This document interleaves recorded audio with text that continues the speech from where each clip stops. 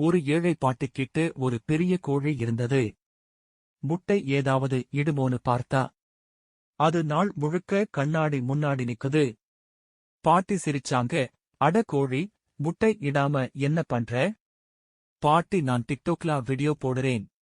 என்னை டிஸ்டர்ப் பண்ணாதீங்க. கோழி தினமும் வித்தியாசமான ஸ்டைலில் நிக்குது. ஒரு நாள் சன்கிளாஸஸ், மறுநாள் டான்ஸ் ஸ்டெப்ஸ்.